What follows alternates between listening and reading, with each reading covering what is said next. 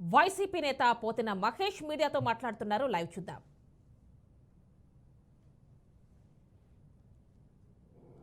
ఈ రాష్ట్రానికి రాబోయే 25 సంవత్సరాలు ముఖ్యమంత్రిగా జగన్మోహన్ రెడ్డి గారే ప్రజల ఆశీర్వాదంతో ఉండబోతా ఉన్నారనేటువంటి వాస్తవం కూటమికి తెలిసిపోయే ఇష్టం వచ్చినట్టు పిచ్చి పిచ్చి ప్రేలాపనలు పేలుతా ఉన్నారు వారందరూ కూడా. అందుకనే పిచ్చి పిచ్చి ప్రేలాపనలు పేరుతా ఉన్నారు. ఈ రాష్ట్రంలో జగన్మోహన్ రెడ్డి గారు ఒక పక్క, టీడీపీ, జనసేన, బీజేపీ కూటమి రాజకీయం మరో పక్క. అందుకనే కూటమి రాజకీయాన్ని కుమ్మక్కు రాజకీయం అని ప్రజలందరూ కూడా అంటా ఉన్నారు.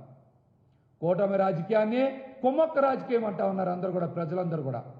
ఎక్కడ కూడా ప్రజల కోసం వాళ్ళు జతకట్టాల, అధికారం సాధించాలి, భూములు కొట్టేయాలి, లక్షల కోట్లు సంపాదించాలి అనేటువంటి ఒక దుర్మార్గపు ఆలోచనతోనే టీడీపీ, జనసేన, బీజేపీ జతకట్టాయన్నటువంటి వాస్తవం ఈరోజు రాష్ట్ర ప్రజలందరూ కూడా అర్థమైపోయింది.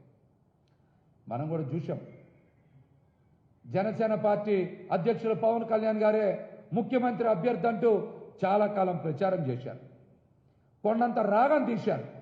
తీరా చూస్తే 24 సీట్లు అన్నారు, 21 సీట్లు అన్నారు. చివరికి జనసేన పార్టీ కార్యకర్తలకో నాయకులకో దక్కింది కేవలం 11 సీట్లే. ఈ అంకెలు చూస్తే జగన్ గారి దెబ్బకి పవన్ కళ్యాణ్ మైండ్ బ్లాంక్ అయ్యి కింద పడిపోయారనే విషయం అందరికీ అర్థమవుతుంది. ఓటమి భయంతోనే ఇష్టానుసారం పవన్ కళ్యాణ్ గారు ప్రేలాపనలు పేలుతూ ఉన్నారు. ఆయన కూడా ఒక్కసారి పవన్ కళ్యాణ్ గారి పరిస్థితి ఏంటో ఆయనకి అర్థం కాక ఆయన్ని అభిమానించేటువంటి కాపుల్ని కానీ, జనసేన కార్యకర్తలను కానీ దిగజారిపోయి మాట్లాడుతూ ఉన్నారు. ఆయన నిరంతరం ఆయన జనసేన కేడర్ని కానీ, కాపుల్ని కానీ అవమానించే దిశగానే మాట్లాడుతూ ఉంటారు. అంటే పవన్ కళ్యాణ్ స్థాయి ఎంత దిగజారిపోయిందో మనందరం కూడా అర్థం చేసుకోవచ్చు. దీన్ని బట్టి అర్థం చేసుకోవచ్చు. జనసేన పార్టీ అభ్యర్థులుగా వచ్చింది కూడా చంద్రబాబు గుంపులో నుంచే. జనసేన అభ్యర్థులుగా వచ్చింది కూడా చంద్రబాబు గుంపులో నుంచే. బీజేపీ అభ్యర్థులు కూడా వచ్చింది చంద్రబాబు గుంపులో నుంచే. మరి గుంపుని తోడేళ్లు, గుంట నక్కలు, హైనాలు అనక ఏమనాలో కూడా వాళ్ళే సమాధానం చెప్పాలి.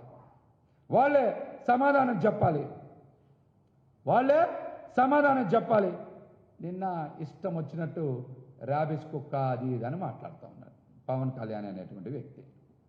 కరెక్టే, బాబు గారి దగ్గర కుక్కలాగా పడి ఉండడం వలన పవన్ కళ్యాణ్కు కుక్క బుద్ధులు బాగా వచ్చినట్టున్నాయి పవన్ కళ్యాణ్కి.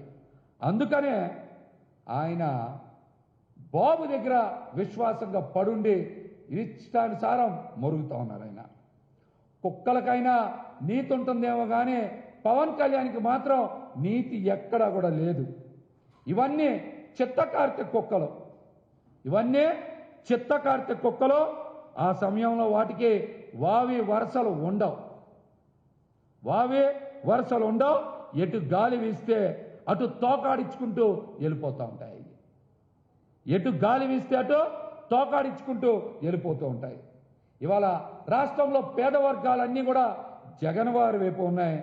చంద్రబాబు లాంటి గుంట నక్కలు, తోడేళ్లు, ఓసరవెల్లులు, హైనాలు, చివరికి చిత్తకార్తె కుక్కలు అన్నీ చంద్రబాబు పక్షాన ఉన్నాయన్న విషయం ప్రజలకి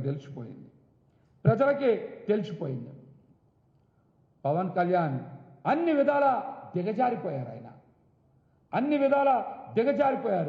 వ్యక్తిగత జీవితంలో దిగజారిపోయారు, పార్టీలో దిగజారిపోయారు.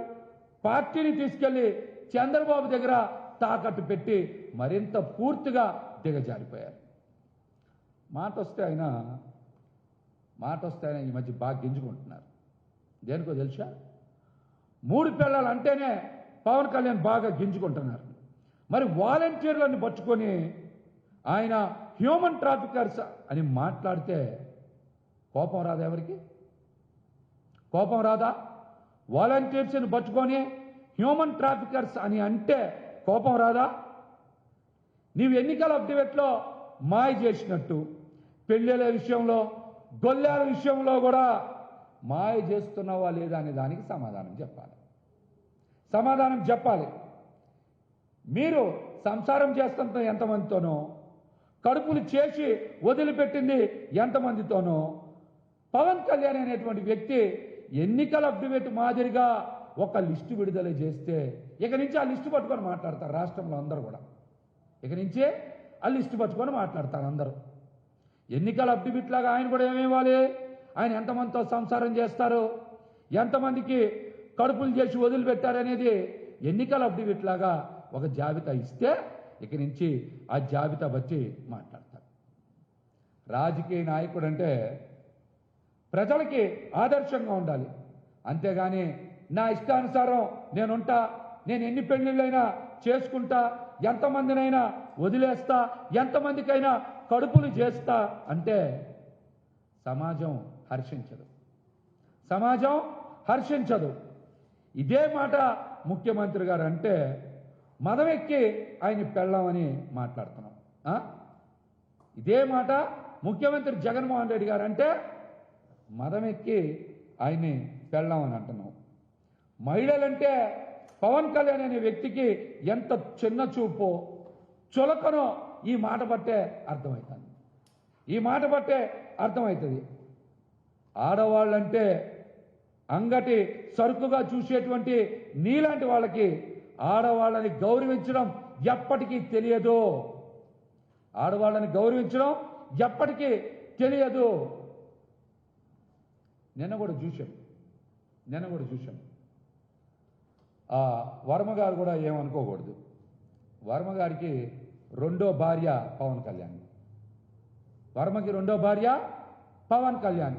చూశారు కానీ నిన్న నామినేషన్ కేసు వెళ్లే ముందు వంగి దండం పెడితే వర్మ ఆయన మీద పూలేస్తున్నాడు ఎదురుగా ఆయన భార్య ఉండగా.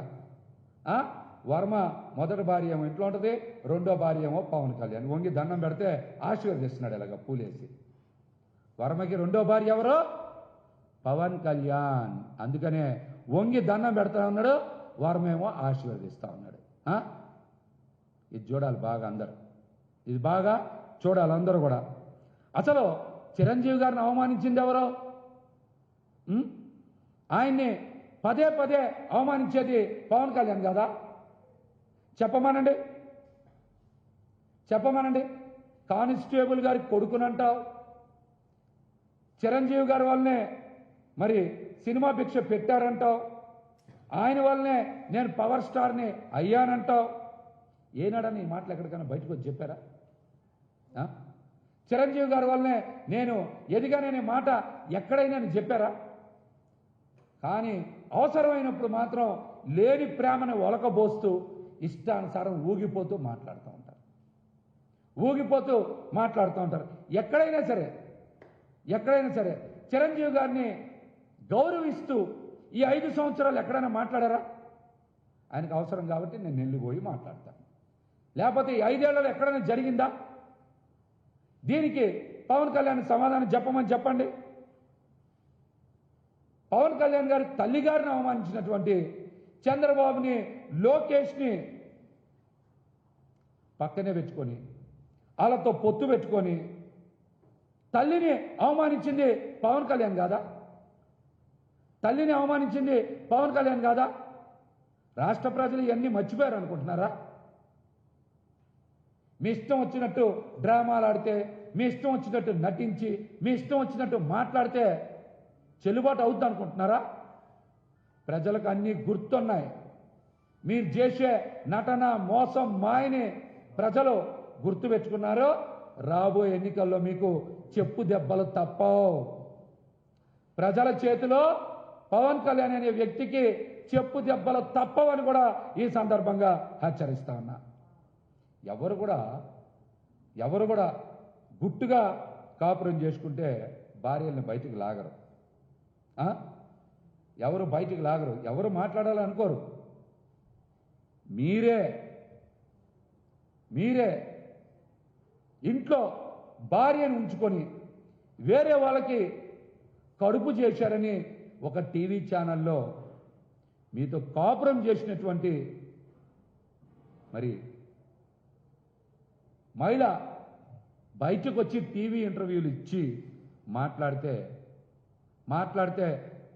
దానికి మీరు ఎందుకు మాట్లాడాలా? ఆ విషయం మీద మీరు ఎందుకు స్పందించలా?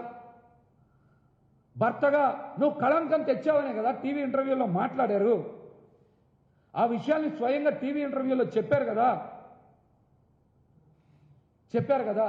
ఆ విషయాల మీద మీరు ఎందుకు మాట్లాడరు? పబ్లిక్ లైఫ్లోకి వచ్చిన తర్వాత విమర్శలు చేసింది ఎవరో, ఈ విషయాలు బయట పెట్టింది ఎవరో? మీ ఇంట్లో వాళ్ళు కాదా? మీతో కాపురం చేసిన వ్యక్తులు కాదా? ఈ వాస్తవాలను బయట పెట్టింది ఎవరో? రాజకీయ నాయకులు బయట పెట్టారా? వైఎస్ఆర్సీపీ పార్టీ బయట పెట్టిందా? స్వయంగా మీతో కాపురం చేసినటువంటి వ్యక్తి రేణుదాశే గారే కదా టీవీ ఇంటర్వ్యూలో బయటకు వచ్చి చెప్పారు ఈ విషయాలన్నీ కూడా. ఈ విషయాలన్నీ బయటకు చెప్పింది వారే కదా. మీరు సినిమాల్లో చేసుకునేటప్పుడు ఎంతమందితో తిరిగారో, ఎంతమందికి కడుపులు చేశారో ఇవన్నీ అప్పుడు ఎవరో మాట్లాడాల. ఎవరైనా సరే ప్రజల దగ్గరికి వచ్చి నేను మీకు మంచి చేస్తాను ఓటేయండి అని అడుగుతారు. కానీ పవన్ కళ్యాణ్ గారిది కొత్తది. మీరు ముందు నాకు ఓటేయండి, నన్ను గెలిపించండి, ఆ తర్వాత నేను మిమ్మల్ని వచ్చి కలుస్తా అంటున్నాడు ఆయన. ఆ తర్వాత వచ్చి కలుస్తారంట. ఇదేం ఎన్నికల ప్రచారం రాష్ట్రంలో ఎవరికి అర్థం అవ్వట్లా. ఇదేం ఎన్నికల ప్రచారం? ఎవరైనా ప్రజలను కలుస్తారు, కలిసి నేను మంచి చేస్తా, ఈ నియోజకవర్గాన్ని అభివృద్ధి చేస్తా అని చెప్తారు. కానీ మీరు ముందు నాకు ఓటేయండి ప్లీజ్.